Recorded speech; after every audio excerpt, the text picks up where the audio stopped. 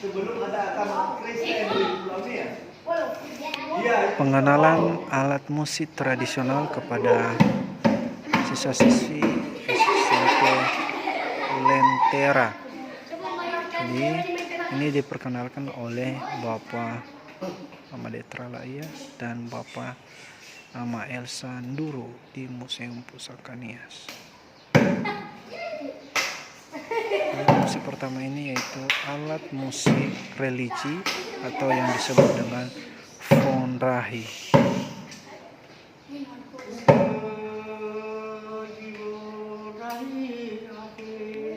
Jadi ini merupakan salah satu cara dulu ketika melakukan penyembahan terhadap leluhur atau yang disebut adu jatua atau behu jatua.